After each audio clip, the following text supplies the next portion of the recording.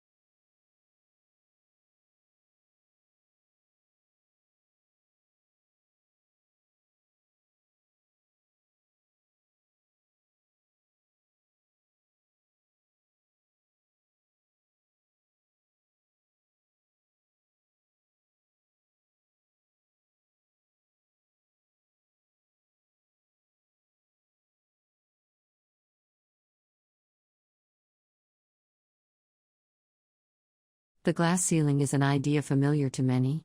It refers to the invisible barrier that seems to exist in many fields and which prevents women from achieving senior positions. Less well known, but arguably a more pernicious problem, is the glass cliff. Originally recognized by academics Michelle Ryan and Alex Haslam back in 2005, this is the phenomenon of women making it to the boardroom but finding themselves disproportionately represented in untenable leadership positions. Ryan and Haslam presented evidence that women were indeed starting to secure seats at boardroom tables. But the problem was that their positions were inherently unstable. These women would then find themselves in an unsustainable leadership position from which they would be ousted with evidence of apparent failure. The title of their paper sums it up: Women are overrepresented in precarious leadership positions. Subsequent research in an array of environments has demonstrated that this is not an isolated issue, nor is it unique to certain industries or geographical locations. It reveals that women in top leadership positions seem to be routinely handed inherently unsolvable problems.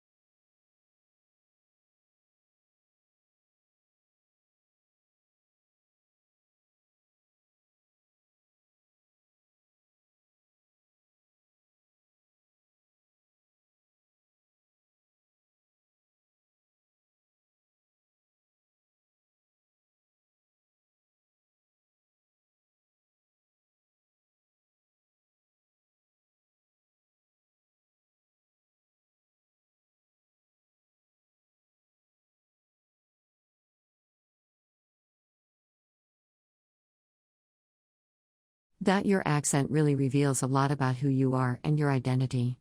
It will tell people what your native language is, be able to tell you probably where you come from. Mark Pell, a communications professor at McGill University in Montreal. And according to Pell, one reaction to a different accent can be a bias against that person. Previous research that has been done elsewhere showed that people who have an accent tend to be trusted less, simply because they have an accent. But the idea that we would have a bias against anyone who sort of doesn't sound like us, I think probably relates to some sort of evolutionary or long-standing suspicion we have of outsiders or strangers. So this might be sort of an ingrained response that we have to the accent. But accents aren't the only thing we listen for when we have to decide if we trust another person. Tone of voice also plays a role.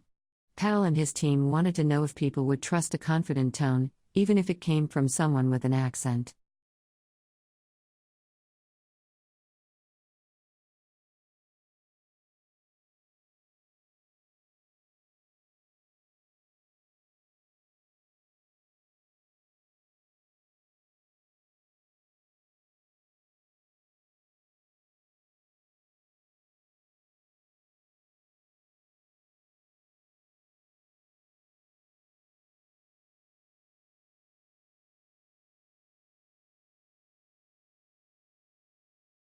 Teamwork can also lead to inconsistency, a common cause of poor sales.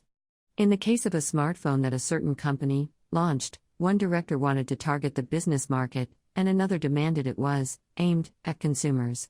The company wanted both directors to be involved, so gave the product a consumer-friendly name, but marketed it to companies. The result was that it met the needs of neither group. It would have been better to let one director or the other have his way, not both. Now, industriousness, or hard work. It's easy to mock people who say they work hard.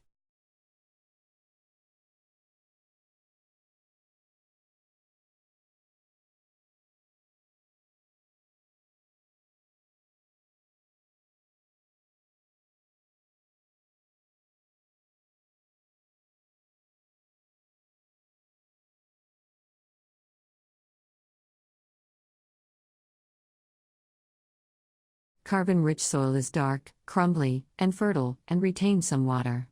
But erosion can occur if soil is dry, which is a likely effect if it contains inadequate amounts of carbon. Erosion is of course bad for people trying to grow crops or breed animals on that terrain.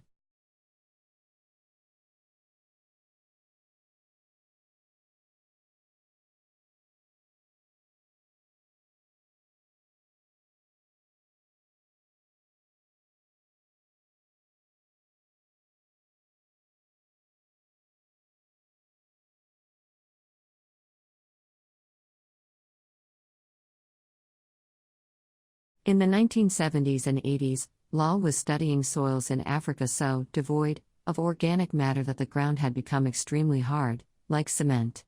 There he met a pioneer in the study of global warming, who suggested that carbon from the soil had moved into the atmosphere. This is now looking increasingly likely.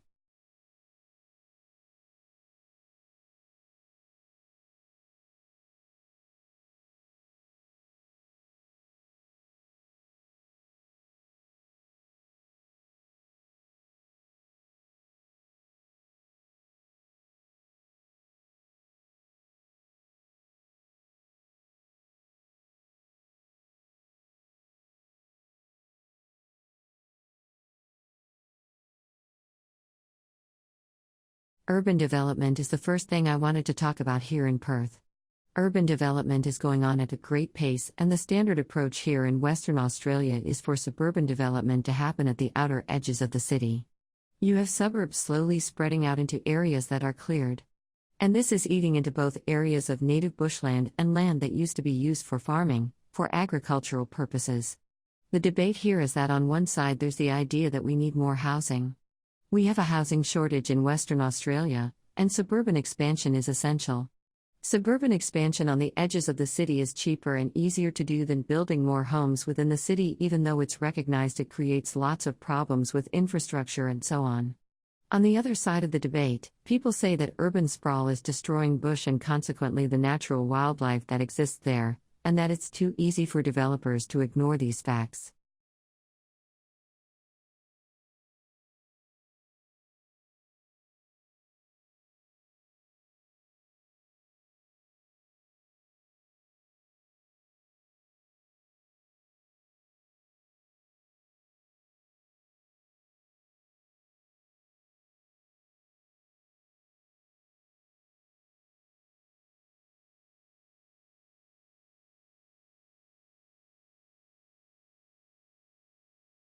How would you define reasonable as it is used in law?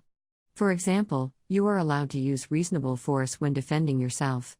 It seems to depend on how serious the situation was, whether it was possible to resolve it by peaceful means, whether you were ready to try those means, and, finally, the relative strengths of those involved. Now, most men know, and they've probably grasped this from their earliest years in the school playground, that, when it comes to blows, fights don't stop until one of you is in no shape to do any damage to the other. The criteria mentioned seem a bit fuzzy to me. How can you convince a jury you were ready to try and talk your way out of it when the other person would have none of it and, besides, he was quick to land the first punch? Also, you can strike the first blow and still plead self-defense. Of course, you again have the problem of convincing people that the threat was so great that you had no alternative, apart from getting beaten up yourself. Reacting calmly and rationally to a perceived threat is not easy to do.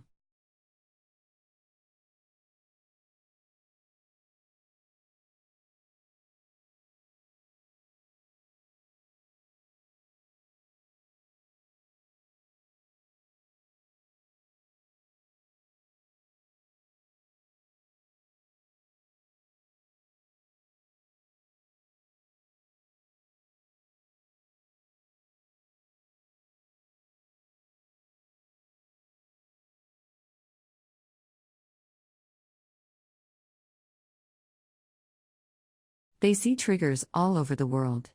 What are triggers? Triggers are cases where you take a part of your nervous system and you say, if someone says that word, they can control my nervous system and make me afraid and anxious. That's a terrible idea. We should not be teaching our kids to see the world as being full of triggers. We should teach them to live in a world that is physically quite safe but full of offensive statements and ideas, especially on the internet. A sad commentary on the state of the business world now is that Google is being sued from both sides, from women who say that they're victims of a hostile climate, and from conservatives and white men, who say that conservatives and white men are discriminated against. So in our current era, everybody feels there.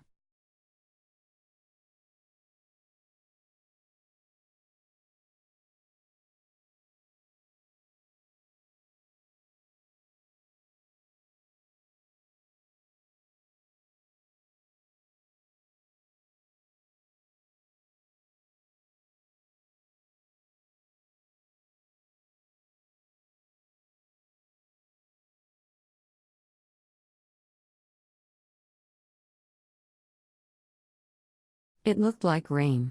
The sky was gray.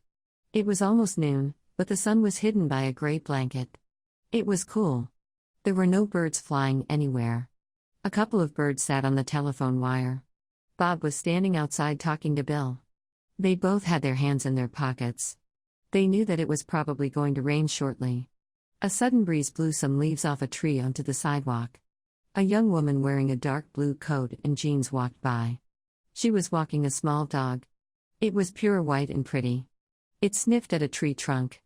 The woman waited patiently. Finally, the dog lifted its leg. Bob said that he liked the rain. It was a nice change from the usual hot Los Angeles weather. And the plants could always use the extra water. Bill said the only thing he didn't like about rain was that all the motor oil on the streets would get washed into the ocean, and so would all the trash. But that never stops the surfers, Bob said. They don't seem to care what's in the water, as long as there are waves to surf on.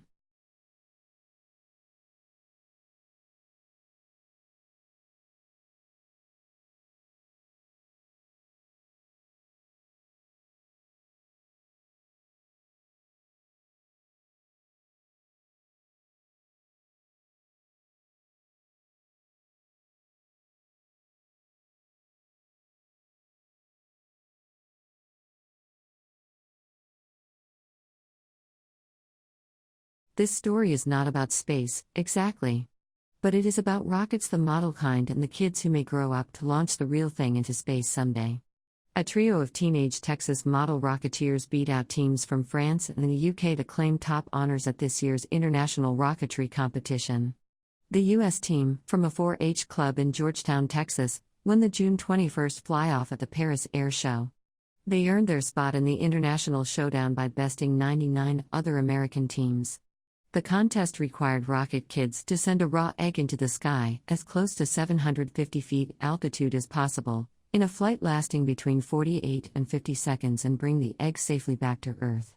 Brothers Mark and Matthew Ginecca and their teammate Daniel Kelton won the international contest with a flight that only peaked at 703 feet, but lasted a textbook 49.18 seconds. After the competition, the Texas teams got to meet with French President François Hollande. The president wore a dark suit and tie, and the boys from Texas wore windbreakers and cowboy hats. Fitting for space cowboys.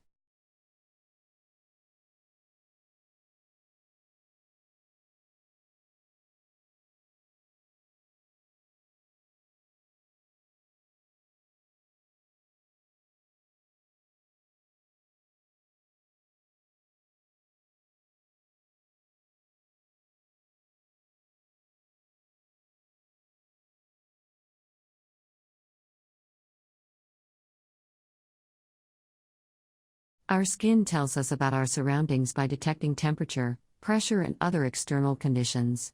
If a pot handle is too hot to touch, we can feel this heat before burning our hand. Robots may someday have this protection too. A team of researchers at the University of California, Berkeley, has developed a large area sensor network integrated into a thin plastic film that acts like an electronic skin. They demonstrated the concept with an e-skin sample about the size of a postage stamp that lights up in the specific places it's touched. The work is in the journal Nature Materials. The harder the e-skin gets pressed, the brighter the light. The researchers envision that flesh and blood users could have an e-skin smart bandage that monitors wounds. A large sheet of the material covering the wall of a room could even operate like a display screen. And a robot with such a surface could more effectively interact with its environment. Of course, we don't want our robots to be too sensitive. Then they might balk at cleaning up nuclear waste or spending years at a time all alone on Mars.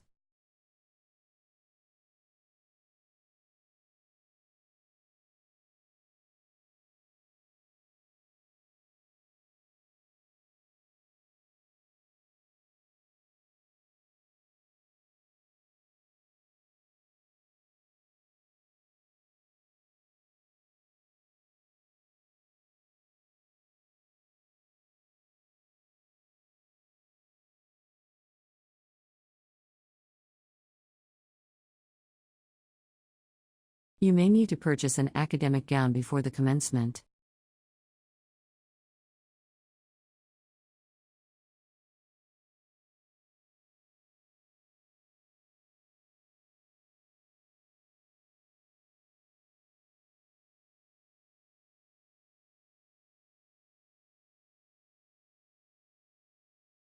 You must be able to work in a team.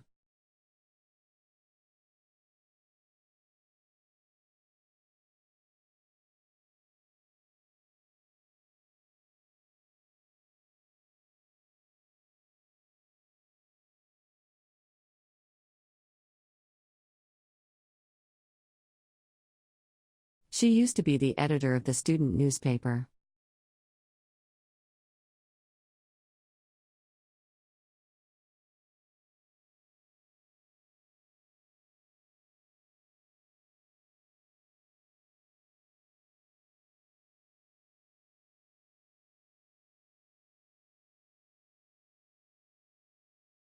Art is an expression of creative skill and imagination.